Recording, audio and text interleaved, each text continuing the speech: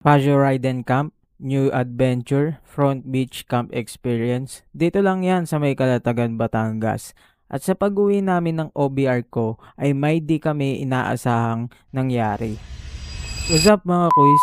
Samahan nyo kami sa panibagong adventure, ride and camp experience namin dito sa Calatagan, Batangas. 5 AM na nang umalis kami ng sabay-sabay. Kasama pala natin ngayon ang Paseo Club Philippines Makati Taguig Chapter at Paseo Classico. Dito sa daan namin ay banayad lang since group ride kami at medyo madami kami. Mas in-enjoy namin ang mabagal ng biyahe para naman namnamin namin at masilayan namin ang ganda ng kalikasan. Dumaan kami sa maluwag at shortcut patungo sa Danghari Road, sa Molino, Paliparan at Tagaytay Bypass Road para mas less traffic light kung dadaan pa kami sa kabaan ng Dasma.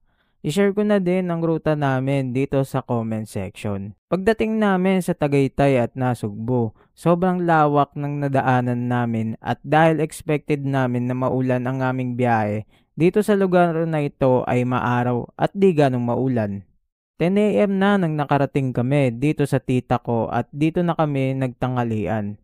Pagdating namin ng campsite ay nagkanya-kanya na kaming latag. Dito ko pala sila dinala sa Kaisip Butyong campsite dahil ilang beses na ako nakapunta dito. Napakaganda din mag-camping dito. Sa kabaan ng biyahe namin kanina, dito parang nawala bigla ang pagod namin dahil sa payapa, tahimik na lugar at agos ng dagat.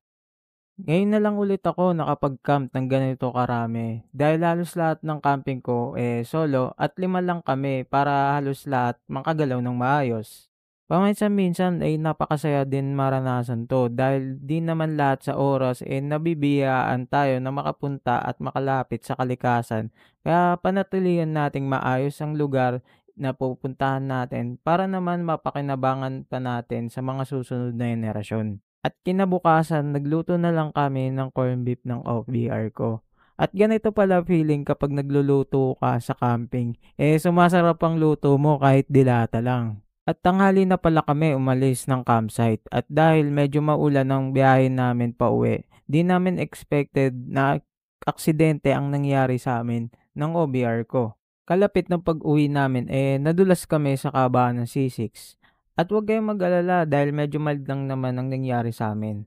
Kaya nagpapasalamat pa rin ako kay Lord dahil hindi kami napuruan at doble ingat na rin tayo mga quiz lalo na sa pagbiyahe natin ng maulan. Kayo, kamusta ang biyahe nyo ngayong araw?